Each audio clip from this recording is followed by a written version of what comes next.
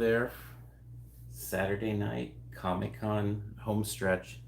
Dead tired, as I'm guessing a lot of people that will be listening to this either after Comic Con or definitely if anybody's up tonight live as well as we're recording this.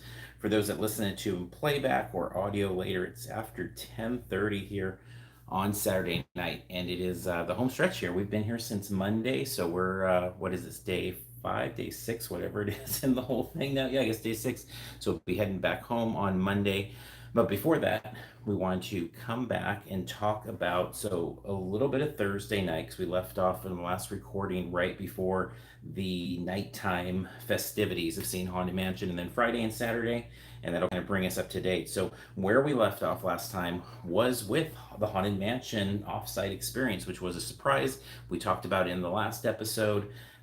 We were surprised it was happening. We were surprised that Disney reached out to invite us, and we were surprised we got to participate in it. But that's exactly what happened. We took a couple friends with us out to Nova, the club where Dungeons and Dragons was last year, and this year they transformed it into a Haunted Mansion screening. And so we were able to check in there, and we watched the movie. And I think we were both surprised, like how much we liked the movie. We're not going to spoil it, but I was just really surprised because I thought it had a lot of heart, a lot of humor, and a lot of fun action as well. Agreed. Yeah, it was quite enjoyable, and I was confused. Like, how were we watching a screening of this big movie in Nova? And basically, they brought in a big screen and like folding chairs, nice folding chairs, but folding chairs, and they provided beverage. We had beverages available, and some candy, and we watched the movie, and it was the full movie that we were able to Yep, watch, which was really cool to get to see it. And yeah, it was very it's a great movie. enjoyable. I like was surprised. I didn't have any sort of really expectations. I wasn't sure what to expect from the movie. I figured we'd be seeing it, but I didn't like think too much of it. But it was cool. The director was there and opened the screening with a few words and stuff, and I really appreciated how much love he seemed to have for the movie. He said that he was like very young. I want to say maybe 6 or 9 Yeah. or something like that when he first went to Disneyland. And he said his mom gathered the coins together, and they lived in, I guess, New Orleans. And she took the family out there. And ever since went on Haunted Mansion, he was like enamored by it and kept thinking about the story behind it and everything. And it felt like it like really came through, like it the depth of the Yeah. characters and the ghosts and stuff. I was like really surprised, There's and a it was so much more than I was expecting. Yeah, there's a lot of love for the attraction. So if you're a fan of the Haunted Mansion attraction, the ride, there's a lot of stuff in there, and it's not so much inside baseball that you won't enjoy it if you're not, but it's just you could tell this is people that know the ride, love the ride, and shared it, and it was really done. Now, obviously seeing it at Comic Con in a special screening, there's always going to be this like bump up of like, oh wow, I really love it. But I really do think it's going to last. Like I'm sure we'll see it again, probably a few times in the relatively near future. And I think it's just going to hold up. I think people really will enjoy it. So that said, we're not here to do movie reviews. Obviously, just wanted to share that as kind of the general feeling about it. Um, a couple things of preceding and post. So on the way out there, we saw lots of hitchhiking ghosts and just ghosts in general that were Haunted Mansion themed, which is fun. The Doom buggies have had an overlay of the pedicabs, which was cool. And you had thought, because the then after party activation, which we know some people have been now experienced, and at the time was kind of a brand new thing, but it was a few blocks away, and you had said like maybe they're gonna take us in the petty cabs, and it's like that makes such sense. Like we'll go out and it'll be like your doom buggy awaits, like the ride. And so we had made sure to position ourselves seating wise that we were kind of to the back and on the row, which I always like to sit on the row anyway. So the second it was over, we were like up and out. And then we were literally, there was a band outside the doors. They struck up the band, and they had kind of a parade, kind of a New Orleans style parade with the ghosts. But we got in the first pedicab doom buggy, and then we raced across the gas lamp, which was just like so surreal, with a band playing in a pedicab with the Haunted Mansion kind of playing behind it. and then ultimately getting to the attraction itself and the club and the after party and all of that. But I gotta say that's like one of those top all-time moments, and was something. And again, it's always say about Comic-Con when we come back in 2024 and talk about prepping for Comic-Con, so many of the best moments are things that you don't plan for, and they're just things that occur. Agreed. It was very surreal and was so fun. And yeah, we positioned ourselves that way because I figured, or I guess we figured that there probably weren't going to be enough pedicabs for everybody to ride in one, or it was going to take time. And the activation was going to be going until 1 a.m. and stuff, but we've been tired for days now, and so we weren't planning on staying that late. I think kind of our thought was, let's go, let's get our photos, let's do the coverage, and then we'll head out as quickly as possible, so we can get back to the room and get some sleep, get some rest. And so yeah, we kind of we jumped on it, and then yeah, we were the head pedicab and kind of led the whole procession, which was really amazing, really cool, and the band playing and the hitchhiking ghosts along the way, and the way they had the band just led everybody who weren't on pedicabs, and they just walked the couple blocks and stuff was, yeah, just surreal. And then inside the activation was just beautiful.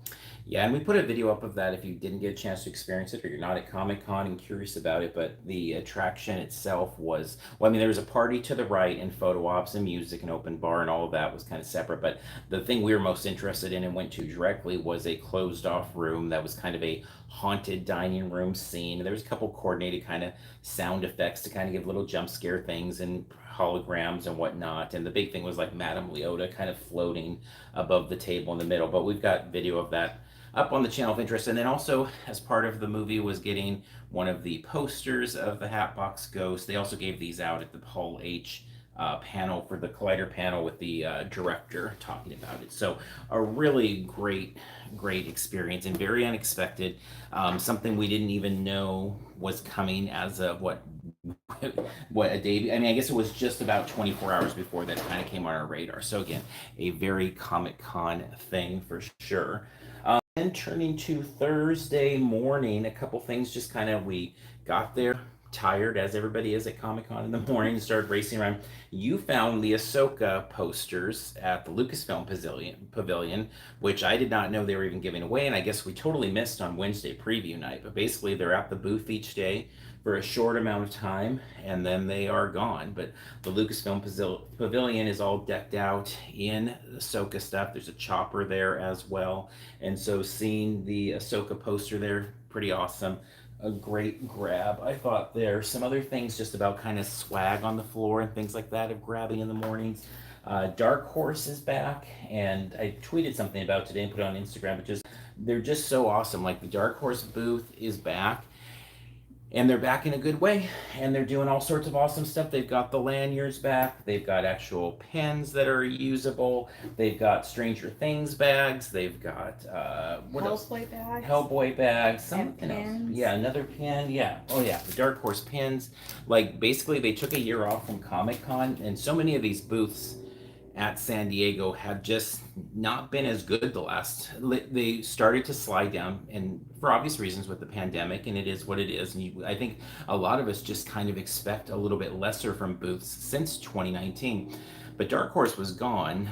They came back, and they came back with all the swag that they had in 2019 and the plush carpet and the signings and ticketed signings and regular signings. We saw Eric Powell, the Goon fame, and so we bought one of his trade paperbacks. You didn't have to buy anything. He would just sign and do like little mini sketches on the comics there, and on the little cards that they had there. But we also wanted to actually buy a book to help support him. But he was there. Jeff Lemire's there. Tomorrow Dave Desmalchian is there signing.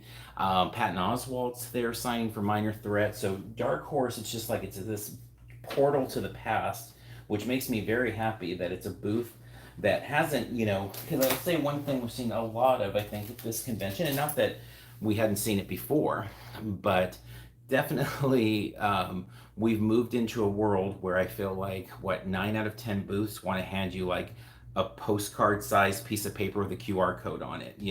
It's like even things like some of the booths, like the I know Alex Ross booths, they're giving like the little button. And they used to have these amazing bookmarks, and now it's like you've got to scan a QR code to register for some, or they scan you. I'm sorry, they scan your Scan the badge. That's badge, right. and then you And get then you a get a button, button. and it's like it's fine, but it's just like, man, I miss the days of being able to walk up to a booth like that and get like nice bookmarks, or in the old days you got T-shirts from different booths and all these things. So Dark Horse, I thought that's really great that they have those things back, but those things have been few and far between. Another booth that you actually found that was pretty great over at 2000 AD, they have for Rebellion is the push that they're giving on the comic side, but they have pretty decent poster tubes for that. Is the bag over there, the Rebellion canvas bags, like those were free as well, and that was kind of a surprise and not on our radar, but actually a pretty nice bag overall, and so nice to see that there. But as I make that kind of initial run on the floor each morning to kind of bob around and try to find things, I'm always looking. And if you're new to the convention, maybe you're watching this in the future and 2024 is going to be your first convention or something like that, is keeping an eye out of what people have in their hands a lot of times. Like, what are other people grabbing in the morning? And this year, it's a lot of people grabbing not much in the mornings. There's a lot of empty hands in the morning. I mean, there's the Fox Hulu poster tubes and stuff. I mean, so there's some things, but there's just not quite as many of those kind of fun things to grab in terms of the freebies. And it's been a move for a while, though. Over at the DC Dual Force booth, they've got some cool DC cards that they're giving out, Superman, Wonder Woman, stuff like that. Out in the gas lamp, we saw the Blue Beetle Reese's Pieces peanut butter cups, which I thought was really cool, fun thing. I mean, I love peanut butter Reese's Pieces, but having those kind of themed was a fun thing. We'll talk about, I guess, what we do in the shadows later, but yeah, I mean, a lot of little buttons and things like that, but not a ton of great stuff where you don't have to put some work in to get it. And so it is what it is. But again, kudos to the Dark Horse booth for coming back and offering a lot of those things. I was really hoping DC would be kind of in that role with their comeback, but that definitely hasn't been quite the case from what we've seen. Not a lot of great things there. Also Thursday morning, not many celebrities at San Diego Comic Con. We know that this year, but Ross Marquand is there at the $7 a pop booth, and he was signing a lot of Walking Dead stuff. Signing he also is the voice of Ultron in the What If. Of course, he's Aaron in Walking Dead, Invincible. But for me, Red Skull was one of kind of my classic Marvel villains, and so we hit him up at the $7 a pop booth. And so it kind of was a weird thing. You went because you bought basically there's Funko's not having them sell 8x10s at where their booth is in Funkoville. You have to go out to the booth like outside Funkoville and buy the photo and then come in and buy the autograph. Yeah, so the photo was $1 and had to be purchased outside of Funkoville. And then we go into Funkoville and got the autograph, which was $55. Yeah, and he was super nice and very talkative, which made the line go fairly slow actually. And I was surprised because you had gone in line to get the autograph because again that was a separate line, and I think you were like next when I went up there and finally connected with you, and we were still standing there for a while. He was just very friendly and amiable and was having conversations with everybody, which was nice once you got up there, but when you're standing in line waiting for it, it was, it's kind of like the meet and greets at Disneyland. It's the same type of thing. It's like the lines go slow, but then when you get up there, it's like you waited so long, you feel like, you want to actually, spend some time there. But even so, we were trying to be kind of quick about our engagement with him, but he like shook our hands as soon as we went up there and asked our names and was, I don't even remember how we got onto the conversation, but by the end, he was trying to convince us that we should be going to the Ren Fair in Irwindale. Well, he asked where we lived. We told him in the Inland Empire. He said, isn't that close to the Ren Fair that I love, that basically he loves to go to? That he and it was went to a long time ago. Yeah, and then another guy chimed in. It was Irwindale. And so, yeah, this whole thing became about us needing to go to try a Ren Fair, which we've never been to one, but it was a very unique conversation. But yeah, super nice. But we're super fast with these autographs. Like we'll be in and out of there in under 10 seconds, probably with a lot of those.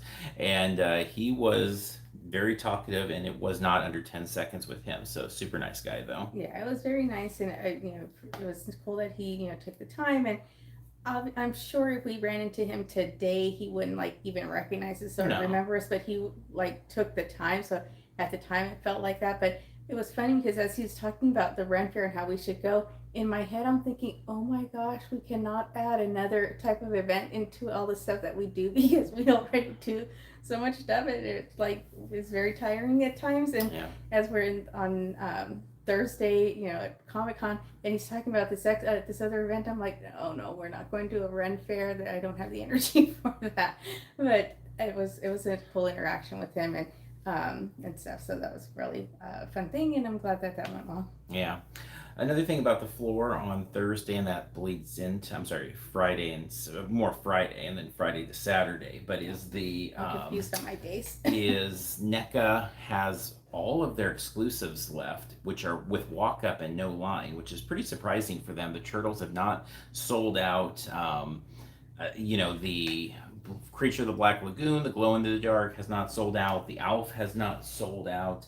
And we've seen that Mattel has only sold out each day a couple of the figures. Jazzware, we'll talk about a little bit, but they have a lot of their stuff. So a lot of the booths are still having stuff left. But meanwhile, there's a lot of booths having a lot of complications and issues. We know UCC, there's been a lot of trouble being able to get the items for those with their that have won their portal slot, being able to line up. We've heard the same thing from Mattel, people having issues with like them running out of their posters and the cards, and just it seems like a lot of booths have been having struggles. We today were at the Paramount booth because we went to Hall H, and we'll talk about Star Trek in a little bit, but like following it was like, hey, everybody go get your poster at the Paramount Plus booth. And you're like, that's not a good plan. Like, that's supposed to be a fulfillment room thing, but they had to like shut the booth down, and it was massive crowds, and just it feels like over and over again the booths are having trouble, which is interesting because obviously Hollywood not being quite the presence, not as many actors, you're thinking like, well, that's going to be the problems. And maybe it is just that it's pushing that many more people out, but things like lottery wins, that shouldn't really change. Like, you have the amount of people who win the lottery for a spot at UCC or Funko or wherever, and you should be ready for them. Like, it really shouldn't matter that they're not in Hall H or whatever. But we saw somebody in the chat talking about going to MetaZoo. We know they've had a ton of problems. Their booth got shut down. So I feel like more booths than not, we've been hearing horror stories on the floor about, or we've had our own little horror stories at the moment. I mean, Hasbro not even buying things, but just the Hasbro booth is a mess, like just moving around in the booth. Like, it's a lot of messy things. And some of them are because the floor is a little more crowded, and some of them are just because the booths seem to be having some challenges in some of their organizational things of how they're handling lines and things like that. Now, I haven't heard of any issues with the Funko booth. I think. Yeah, I'm not sure. We didn't get Funko and really haven't talked to anybody. I mean, we'll talk about Funko Fun Days in a minute, but yeah, the booth itself, I'm not sure. Yeah, I haven't heard any horror stories. So it seems like, though, that's the only thing from the portal that I haven't heard some issues coming up with. And I don't know, maybe there were issues. As we said, we didn't go, we didn't win that in the portal. So I don't know that for sure, but I feel like Funko has been part of the portal long enough that they seem to have their system down pat, whereas everybody else seems to is struggling with things. But it just sounds very messy in a lot of ways in a lot of booths. Yeah. Hallmark seems to be running efficiently. We talked about that on the last podcast. Jazzwares not in the portal this year, but very messy over there with a lot of people kind of fighting into place, and they seem to be processing them. But so there, James says the Funko booth was smooth and easy, which is good to hear. It's interesting because I feel like there's been more, I don't know, for lack of a better word, drama on the floor about things than we're used to, at least. And not that there's more than in a normal year, just more that's coming to our plate, more people kind of complaining to us and kind of reaching out about all those things. So we did jump off the floor for a little bit there on Friday to take a break to go over to the Vault. That's the Hasbro store that they have here. And it's been an interesting evolution of that, to think a week ago we didn't know Hasbro was going to be selling anything at Comic-Con. Then all of a sudden Monday there was this note that it was going to be their 100th anniversary and they're going to have a special store with an offsite. And it's like, whoa. And then the QR code came up and like you could book spots, and it's like, this is going to be the hottest thing at Comic-Con. And then find out that most of the stock at the Vault store is like masks, Marvel Legends masks, Star Wars masks, things of that nature. It's lightsabers, just a lot of, $200 type items there. Not a lot of exclusives. They do have Chrysanthemum. They've got the vintage collection chrysanthemum, which we did go by and pick up, and they've got the 2-pack of Transformers. But that's about it. And so going down there, we kind of had heard, well, we'd already seen the list because they do have it at the at the Hasbro booth. It's like, we'll go down there because they did have on display, and this was cool. They had like a Terrordrome from, G.I. Joe set up. They had a bunch of the Mask play sets set up. They had some Visionaries out there. They had My Little Pony. They had some of the Return of the Jedi, Kenner, the Imperial Shuttle, and things. So they had some fun stuff on display. But in terms of the actual product, it was almost like awkward in there because it was like deathly empty. Like it was like there was like 5 customers in there when we first got there. A few more came. There was no line at all. And it's just so weird to think of like 2019 and before. Hasbro was just madness of people trying to get in. Like it was like the thing. Half the people we knew, it was like, how are we going to get our Hasbro exclusives? And it was, all about trading things to get Hasbro exclusives. Everything was about Hasbro exclusives. And now we're in a world where it's like you're getting a QR code and they've got an offsite, but nobody cares and nobody's going over there. And we were even like with this, we ended up buying the Chrysanthemum because I do love Chrysanthemum. I love him in the comics. He's okay in the TV series, Book of Boba Fett, but it was like, this is like $40 and it's a cool packaging, but at the end of the day for a vintage collection figure, it's just like, and so even being there, the vintage figures are the what, 3 3/4, yeah. So being there, even I was like, kind of like, I don't know if I want to buy this, but then it's like, oh, it's Comic-Con, it's an exclusive, we can buy in hand. I love the character, so we did buy it, but the vault is really interesting, and I'm kind of fascinated by it, and I'm curious what comes of it. Like, is this working for them at all? Maybe it's busier at other times. Maybe they're selling this stuff out of the vault. I don't know. I think a better approach might have been to make the vault like a lot of their discounted stuff, like when they do their Hasbro Pulse sales, where it's like 30% off, like old figures. That might have been a little more effective, at least from what we've seen and what we've heard. But most everybody we know that's gone there is like, yeah, I went there, I bought an exclusive or two, that was it. We've known several people that have decided not to show up for their reservations. And like I said, when we got there, it was like deathly calm and kind of awkwardly so. Well, it's such a weird thing, that situation that we're in, because I mean, there's several, if this was like, I don't know, 2019, we would have piles of stuff that we purchased and stuff, and we'd be very excited. But even the exclusives that are available to get in hand, it's like we're not quite as excited about it because so many of them we can order online. And like the Alf from NECA, it's like they had it in person, but we ordered it the other day, and I don't know if there's a way to cancel it. It wasn't like clear when I looked at my email and stuff, so we just left it as a pre-order. But it's like having access at home as well as at the show, it just doesn't feel like the urgency that we're going to buy. And normally we'd be spending a lot more on a trip, but because a lot of this stuff just isn't available, but then what is available, it's like, well, we'll order it later and stuff. And like there was, I'm trying to think, there was an exclusive, I'm not sure what thing, and we went and we were trying to get it or whatever, and then it's like, oh well, you can get it online, and it's like, okay. And so if we had been there, I would have purchased it.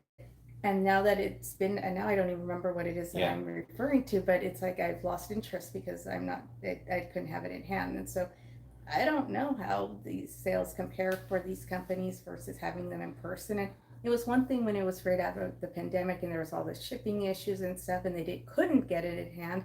But now I think they could, and they're choosing not to. So I don't know. I don't know how it works for them. Yeah, and we're deep enough in the show now that I can kind of say this honestly, because one of the things that was kind of, I don't know, to me, is we're coming into Comic-Con and there was such acrimony about celebrities not being there, and like it's ruining my Comic-Con. And I totally get all that. I mean, I also like seeing celebrities at Comic-Con. We'll talk about our Star Trek experience. It was weird being at a big Star Trek Hall H panel and not having any actors there. It was very strange. So I do want them back as well. But one thing I'll say is, like, at least Hollywood, we know will be back next year. The actors are coming back. The Comic-Con that I really love the most kind of died in whatever it was, 2015 or 2016, when the portal became a thing. Like, I liked the idea for exclusives. Yeah, I liked the idea. Even if I wasn't willing to spend the night out on the sidewalk for exclusives, I liked that was an option for people that wanted to. And I'll never know, I've heard so many people talk about this, I'll never be convinced that it's fair to have the exclusives that way and not have the panels that way when it comes to the lottery thing. And I'm not saying they should, because I think they've got a good system the way they run panels as it is, so I'm not wishing that. But it's just one of those things, if we're talking fairness of things, it's like, yeah, my convention kind of got messed up. And so we play the ball where it lies, though, and you make the best of it. But it is something like Hasbro just has not ever really gotten back to where it is. And for that matter, a lot of the booths, and I don't think it's shocking that so many of the booths are not selling out, and yet we're still having a lot of drama, which is kind of the irony. I mean, Funko's going to sell everything out, but it'll be interesting to see if some of these other booths, because I think a lot of them have saturated their own market. They're making too many exclusives now in some cases, and so many of them are like, well, you can buy it online, here's our QR code, and there's just not the same sense of urgency, excitement, or specialness at the show. Now, maybe in the case of Hasbro, they'll just call them PulseCon exclusives and sell them that way or whatever, and that's fine. But it's a very different experience, though. So It is, and I don't know. For those of you who are into panels and not exclusives, basically the way, if someone told you that, okay, all of a sudden now your panel situation is a lottery and you can't choose the time that you get to the panels, and you can't just line up if getting front and center is very important to you. And I mean, basically, as bad as that would feel and is, or that is what basically it's like for those who do hunt the exclusives and stuff. Yeah. So it's, if you're a panel person, you're like, oh my God, that'd be terrible. I can't do the lottery. That's not fair. And it's like, it's kind of the equivalent. So. Yeah, and anybody that's been to Star Wars Celebration or D23 knows exactly what that feels like. It is frustrating to have it basically taken out of your hands, but it is what it is. And like I said, we play the ball from where it is, and you trade things and stuff. But looking at other things from the floor, Hasbro revealed their new Star Wars stuff. The Ghost is their big HasLab coming out. Looks incredible. If you are at the con, definitely try and stop by the booth and check it out, because it's like a coffee table size thing. So we'll see if it gets funded or not. But it was also neat seeing some of the figures. They're doing a Life Day Chewbacca 3 3/4 inch. I'm sure George Lucas isn't excited about that somewhere out there if he's paying attention anymore. But it was interesting just seeing some of those things. The new Marvel Legends, they've got some great figures coming out from there that they revealed. Today was G.I. Joe Classified, so some neat things there at the booth. It's been kind of fun just seeing. We have not gone to any of the toy panels this year. We usually try to, but it's been interesting just kind of seeing the booths change as they kind of have. And it always is. Every year as you see those announcements hitting there. And there was a question about whether or not Funko will open up to general public. I believe isn't it doing 3 o'clock each day, is my understanding, something like that? Or maybe I missed that. I'm not sure. So to answer your question, we're not sure. Yeah, we don't know. We don't have any clue on it. So yeah, I'm not sure if anyone else who's listening knows that for sure, but I thought my answer was going to be no, but yeah. Yeah, if you're at the con, it really is always just like check at the booth. And we'll talk more about this in 2024, but there's a lot of things that have changed this year with security procedures, booth procedures and even have changed multiple times this weekend, which are just like, I don't even know what we'll do with them in 2024. Because it's just like, well, they changed them, and we know there's a lot of new staff on board for security and things like that, and they're kind of making different calls, and it's tough. So even more, I mean, we always have the suggestion of like, ask the booth and check those things, and I think it'll be even more so important as we look at 2024. So yeah, and quickly, we did see the drone show, but we'll get to that. We're kind of going through our days chronologically, and we're still on Friday. Yeah, so we're going to Friday night. Yep. So 24 hours ago Friday night, Funko Fun Days. We were there, Camp Fun Days. For those watching on YouTube, we've got the Boxo Fun there. We were able to hang out with our friend James and Beth and Gus, and James had a few of his friends with him too, so it was always nice. Like for Funko Fun Days, it's really nice to be able to get there. It's so difficult to get the tickets. Every year it's the ticket that we struggle the most to get, and we really like stress the most to get.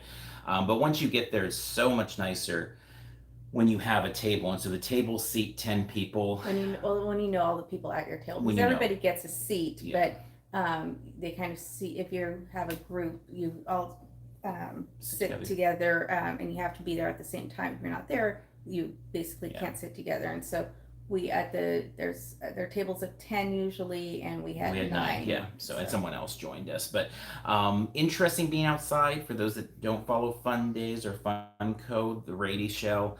This was their first time moving there, which made it a much bigger booth. I'm sorry, a much bigger event. audience A attendance. bigger thing, which I know a lot of people are concerned, like, what are the limited editions? What size are they going to be? Things like that. And so it was strange now lining up and going inside. It was kind of hot and the sun was in your eyes. I mean, where we got seated specifically, I think specifically where I was seated was like the worst seat in the entire place because it was like we were seated at a table where the sun was continually on us until whatever 7:30 or something like that. But also where I was seated, the sun was directly in my eyes like the entire time everywhere it looked. So it was just like blinding. But one of the things that I'd wondered is like, would it still be so loud? Because in the Hyatt, it is like deafening, and it still was kind of deafening, even though it was outside. They really brought the noise. But in the end, it was a fun night. I mean, it was interesting. The food was not good, which was surprising. Like the food normally, like that's normally our dinner. It's supposed to be dinner, and you go and grab stuff, and this was not good. It was a sack lunch with a bag of chips and then a Pre-made chicken sandwiches and sandwich that honestly I ate a little bit of the bread and I couldn't even touch the chicken. It was just like not it didn't look good. It just all looked bad. And later on, that being said, I did eat my whole yeah, sandwich, and I'm just not as picky as Sean. major respect to Brian later on. Mirati saying he was like food wasn't good or something like food wasn't good, talent wasn't good, drink liquor wasn't good, and when it's not or something about the prize. And so like it was like okay, so there was some things and they'll correct and evolve, and I don't have any doubt about that. But it was interesting being outside. I didn't mind the outside so much in general. I just think we got kind of a bad table, but in the end it wasn't a bad table because we won a bunch of stuff. Like at our table we won the SpongeBob SquarePants was chosen for the LE 250, so that was a really neat win. Overall, like we lost like everything to Starks. There's always competitions at Fun Days, and it's all predetermined how it's going to go down. But still, it's you as you're playing the game, you don't know. But as things went on, we started to win more things, and ultimately, surprisingly to me, I guess it was like the underdog story or something. Because like it felt like we were the real losers through most of it, and then all of a sudden we started winning things, and then we won the whole thing, and we won the camp counselor, like the the medal, the medallion, and we got the it was just all sorts of fun things. But I'd say that last like half hour, it felt like we kept winning different things. But I'm always really appreciative of being able to go there and see. I mean, Fluffy was there. That was cool, and hearing him talk, it's cool. And they have some of the reveals. The Loungefly bags looked really cool. A lot of Halloween stuff that looked really great. That they're announcing that's Yeah. coming, so we're excited for that. Um, The hat you're wearing is cool. So yeah, a lot of fun things. I mean, a lot of good swag things there, but definitely I wouldn't say it was like my favorite version by any means. I honestly did prefer the Manchester. I know it was kind of funny because it kept being like, you guys prefer to be outside, and everybody did say yeah, and I was kind of like, I don't know that I do. Although I did like having signal because in the Manchester in the Hyatt, it was like zero signal at all. Like I couldn't even text somebody in there. So I did enjoy that part of having signal and stuff. But in terms of being outside, I don't know that I personally prefer it, but I'm fine with whatever. I mean, wherever they have it, they could have it at the city dump, and I'd be there because it is a fun party. It's fun to see what they do. It's fun to see the freebies you get, and obviously, it's a tough ticket to get for a reason. I mean, it's the toughest ticket to get for a reason. and if you're not familiar, how much was the ticket? Like one. No, it's like 250 or something this year. It went up. It was, yeah. So it's not a free ticket by any means if you're not familiar, and it's a whole process to get the tickets and takes hours because they don't tell you exactly when, and it was kind of a messy situation. So the fact that we were able to get it was a huge accomplishment, and very glad that we did that. There was also um, Corey. Oh, I'm sorry. Corey Feldman was there, and he was announcing a pop, or there's a couple pops that he's releasing on his website, but they won't be available until December. And then it was kind of cool, although I'm not a Backstreet Boys fan. I think I'm too old for them. I think they were a little after I would have been into that type of group. And so I think AJ, yeah, see, I don't even remember his name, but he like performed and sang a It was song and great. stuff, Yeah. and that was cool. And yeah, Fluffy he got, I think they gave him the first Hall of Fame Funko, Second. Mhm. second Hall of Fame thing, got a trophy and stuff, and it looked cool. And so yeah, there's a lot of fun. And usually in the Hyatt, there's been like different, not as much of that this time, but yeah, definitely enjoyable. Definitely glad we were able to attend again. And I'm sure, I mean, despite the food not being what it has been in the past, and despite waiting for hours, literally sitting in the sun before to get in and stuff, we'll still be trying for tickets Oh next yeah, year. So, yeah. and they did say that it was going to be at Rady Shell again. So, yeah. To me, it's like a quintessential Comic Con thing, just in that like Comic Con is all about the crazy, and it is it's always like a fever dream. There's always stuff. The first year we went, I think it was 2016, and there was the Oompa Loompas and the DeLorean there and stuff, or whatever the back. It's just like, what a weird, crazy mix. But that's what Comic Con is today. No, Unrelated that's what Funko. Fun Days is. But that's what Comic Con is. Well, No, I guess. I mean everything is just over the top. I mean, we're riding in a doom buggy down the gas lamp. Today we saw a group all dressed up as Nintendo Mario Kart players riding riding their little bikes, racing Mopeds. each other and stuff as if they were playing Mario Kart. Like it's the fun, bombastic stuff. And so Fun Days is like a whole nother level of it. But I think it just fits with what Comic Con is. So I do love all that. So okay, so coming to our Friday, ran around the floor more in the morning, went outside, looked at some of the offsites, Saturday. Saturday, went to the Star Trek panel in Hall H, which,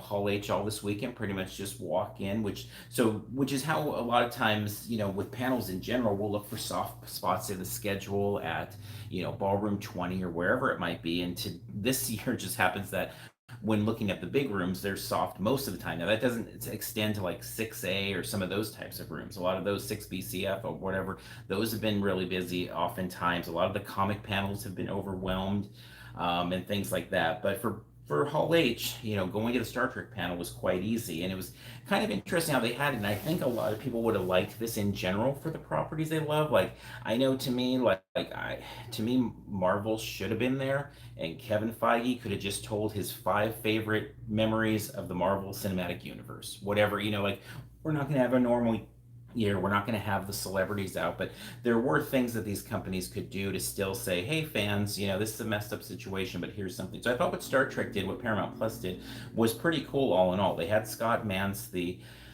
Star Trek fan and journalist, host it. So it was kind of, you had a good facilitator there that's into it. And then there was, an announcement about the end of Discovery. They showed a 5-minute clip of Discovery.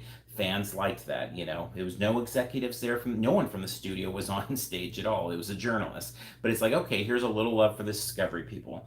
Then we go to Lower Decks, a little more love. Here's a trailer. It's coming out, whatever, September 7th. We're dropping 2 episodes.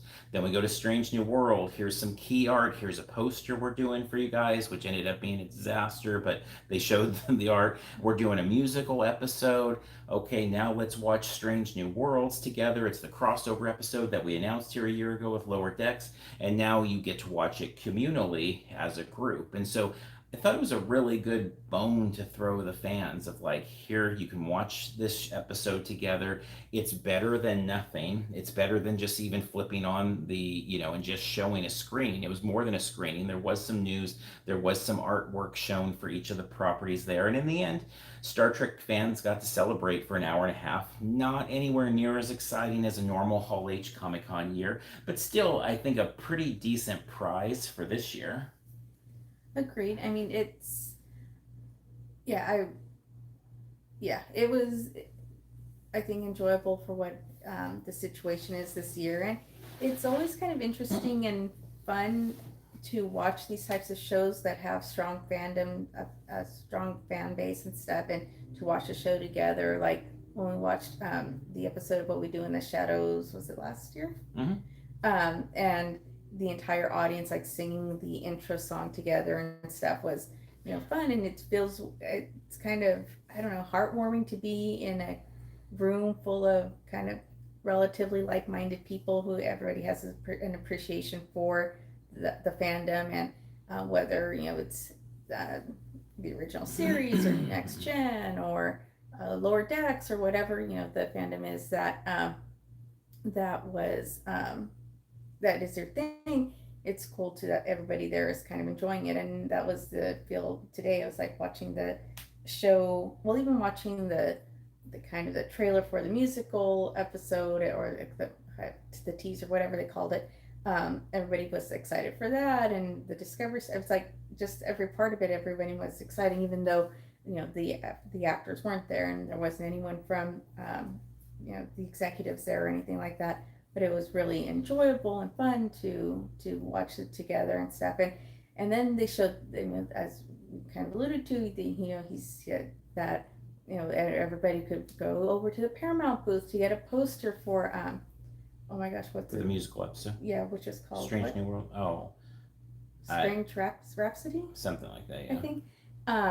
And Subspace Rhapsody was what it is. okay, and then so everyone was excited that we were going to get this print, but again, us knowing what the situation is and how panels work and how I'm like, he couldn't. I was expecting at some point someone was going to hand us a ticket or something, and that it was a misunderstanding. You're not all going to run from Hall H to the Paramount Plus booth in aisle 3500 all at the same time to get this print or something like that. And I kept waiting for someone to clarify what the situation actually was, and so people left. We actually weren't in the we waited for everybody to kind of filter out because it was a crowd leaving Hall H, and so we generally kind of headed over to the Paramount Plus booth because, again, I guess for me too, I was kind of expecting some clarification because the idea of all these people racing to this booth and they were going to have the prints, it just didn't seem like it was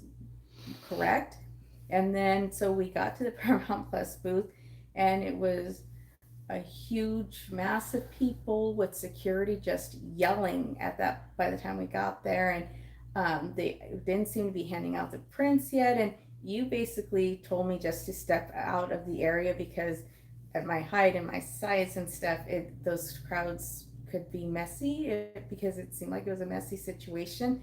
And it sounds like it was because they Yeah. shortly after closed the booth down, but you were there. Yeah, I mean it was nostalgic because that's how booths used to work at Comic Con. I remember for the Watchmen T-shirt after the Watchmen movie panel, it was like go over to the DC booth and get your shirt, and it was just like madness. And that's just how things used to work. And then the fulfillment room came in, and that was like, okay, this is a much more organized way to handle this.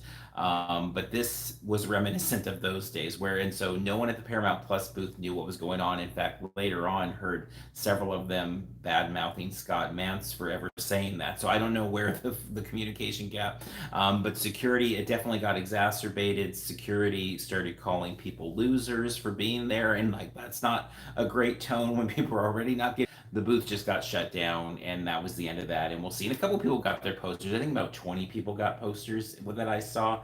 We did not, and so we'll see if whatever happens with those. But it was a messy situation there. But again, a weird year, and I think because of the bobbing and weaving with the celebrity side, that one makes more sense. Not that it's good, but it makes more sense of like, well, this was our plan, now we go to this plan.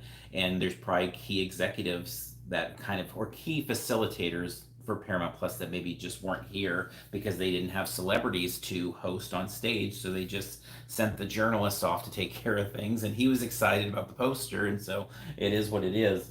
A couple other things around that time before we get to FX and the drone show to kind of wrap up our Saturday at Comic Con.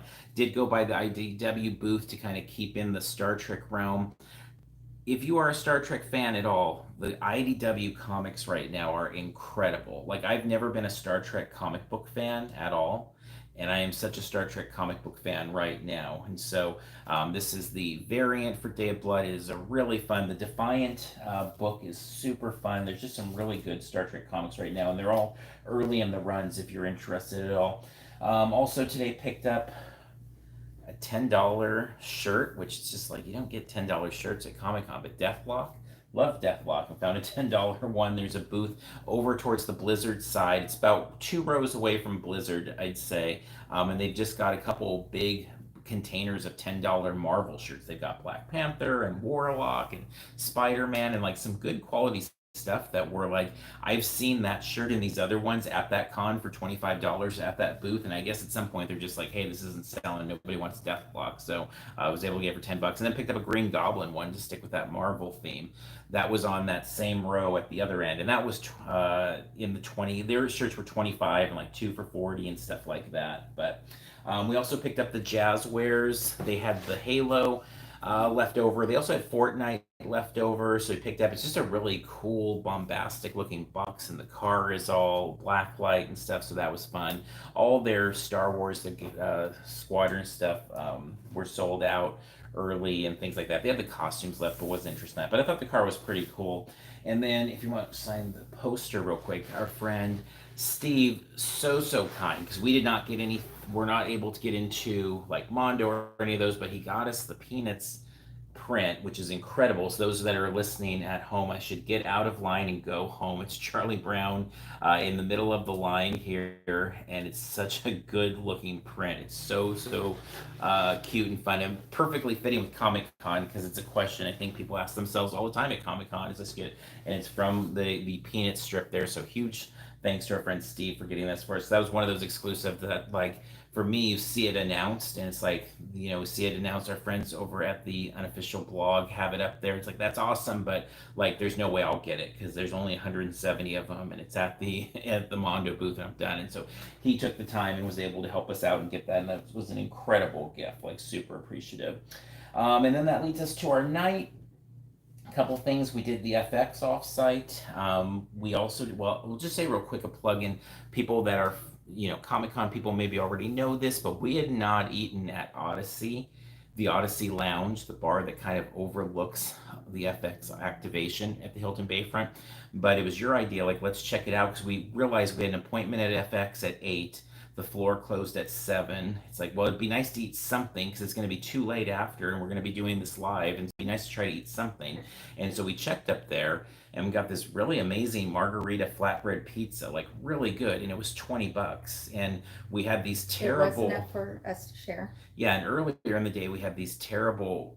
I had a terrible pizza pretzel from whatever the pretzel place is inside the convention center. That was like, yeah, Auntie M's, and it was like $12, $14, something crazy like that. When you told me the price, I was like, yeah, don't ever get that for me again. The pepperoni pizza pretzel, I think, was 12, and I got the cinnamon sugar one, and that was 9, and Yeah. mine was fine. Yeah, but my point being is, like, this was like really good food for like almost what we paid for these pretzels that to me were not very good.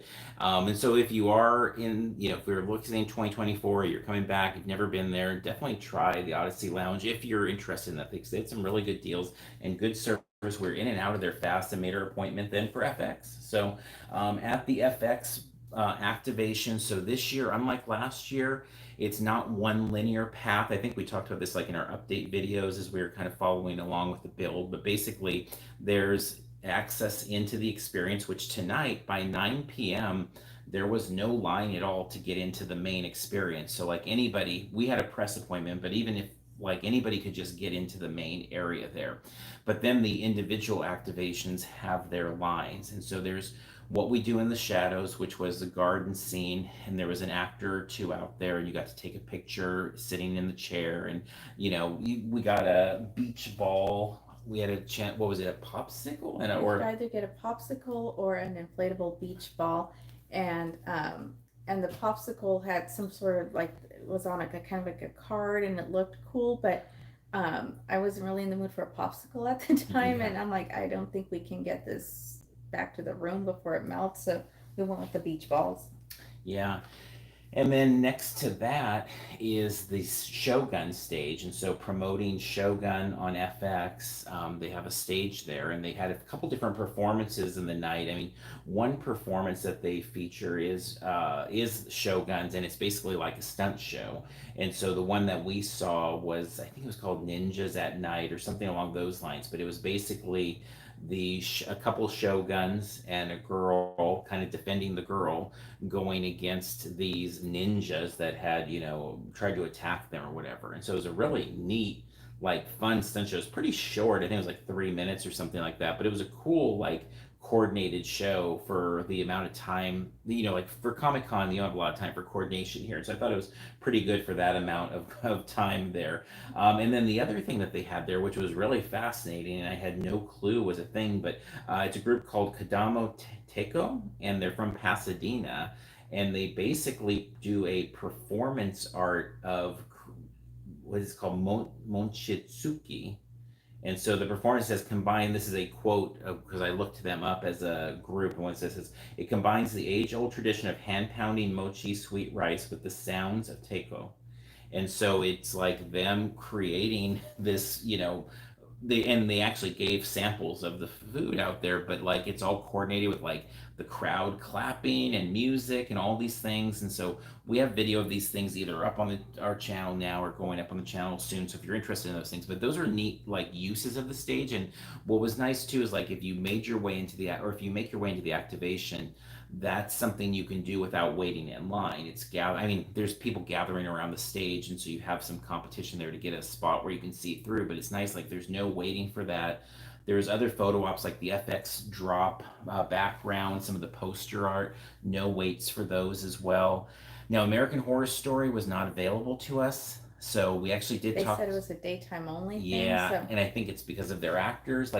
So basically the FX, it closes down for 2 hours in between day and night operations on the Friday and Saturday, and then tomorrow Sunday's just normal daytime operating. But so I'm guessing the actors just aren't going to go that late into the night. But it's unfortunate because the view, like the building itself, the lighting looked incredible, and it looked spooky and scary and fun. And we actually did talk a little bit to one of the individuals from Creative Riff, which is a company that helps put this stuff together. And he was talking, he didn't want to spoil it, but kind of the scare effect. And it's like, oh, it would have been really cool to see that. But unfortunately, we didn't get to see that. But we did get to do some theatrical stuff was it A Murder at the End of the World, which we know a lot of people are really excited about this show. It's the thing in the dome at FX there. And it was kind of neat. Like we'll put a full video of this up as well, but like you went into basically like you're on an airplane, like we're passengers on this like special private jet or something, and we're given well, yeah, I guess we'll go ahead and not go super in detail, but you were given like a ring, and there's kind of an intro, and then you landed in some sort of igloo, which was nice because it was super air conditioned. Like it was really cold in there. Not super cold, I guess, but colder than what the outside has been. And you saw like, maybe was it like a 30-second trailer for the show? I'm not It sure was how long really it was. short, but it was like up on the dome. So you were like sitting around a faux fire in this igloo, and you're looking up and watching this play. And it seems like a very fun, enigmatic type of story. We had people actually reach out when we were covering the build that were like, can you please live stream A Murder? We have this fan, like there was a lot of fan group stuff. So I guess it's a popular property. I'm just not aware of it. But again, perfect use of Comic Con, because now seeing that, I'm like, okay, I'm interested in this. When does it come out? And prior to that, I'd seen some poster art, but I had no interest in it. So that little 3-minute experience really, pulled me in and has me interested there. So besides that, we got the American Horror Story lollipop with bugs in it, I guess. Some ants or something are in Yeah, it. it says that there's ants, and I haven't tried it yet. I This won't one. try that. Well, I don't know that it's really ants. I'm reading the label on here, but it, yeah, they had different colors, and so we got a few of these. Yeah. This one is the watermelon insect lollipop, it says. Yeah. But I love FX Offsite. I just love the FX Offsite. To Oh, on the me, ingredients, it does say black ants. It yeah. says some Right. mallet whatever syrup and black ants. So, Hmm. huh, I don't think I've deliberately ever eaten ants, so I don't know if I'll try this or not, but here you go.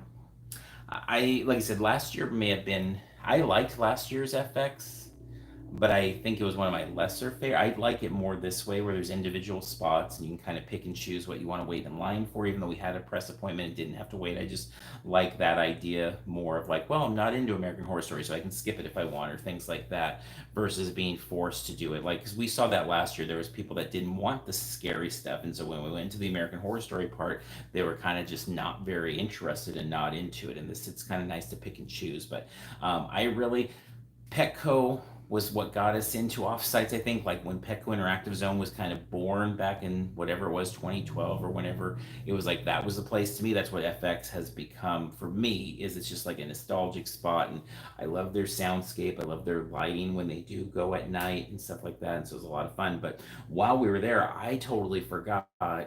And a big deal that Comic Con was having its first ever drone show, and it was going to be Futurama, and it was going to be big and bold in the sky. And we had talked And about like over we need, Petco. yeah, over Petco, we need to get to a good spot to see it, and I forgot, and we got out of the Well, we got started. We were chatting with Chad from the Creative Riff and stuff, and then so we got a little distracted with that, and then all of a sudden I'm looking around and I see people just like taking photos and staring at the sky, and I turn around and I'm like, oh my gosh, the drone show!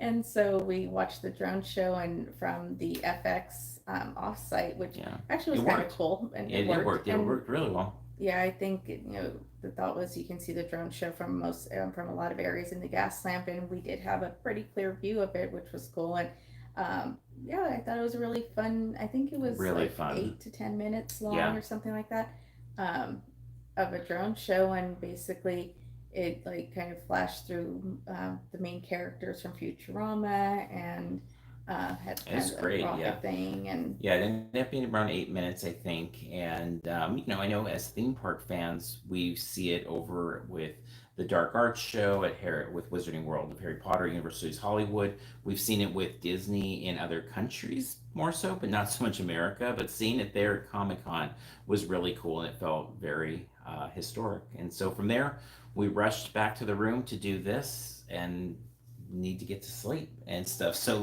are there any questions there that we were missing from the chat there? well, Marceline's fan zone They're said that they were handing out the beach balls in the walkway during the drone show. awesome. Love that. Um, Look, Ms. Miss, Easy Go Lucky, I think yeah. is what it is. You still look fresh after 2.5 You days. don't feel like that. I think that we're sunburned because we've been in the sun a lot, and so that might make it look like we're like, Yeah. you know, I don't know, still No. awake, but we're well, we are awake, but yeah, definitely not fresh by any means. Well, the way I said, our friends at Now or Never Comics had reached out and said, hope your show's going well and you're doing well and hanging in there. I said, I feel like hanging in there like gum at the bottom of a shoe, just kind of like stomped and hanging in there, but hanging in there. But I mean, if I could, I would extend Comic Con another 10 days. Like if it could happen and we could afford it and stuff, I would go. And that would be it. Question about MetaZoo going to be giving wristbands still?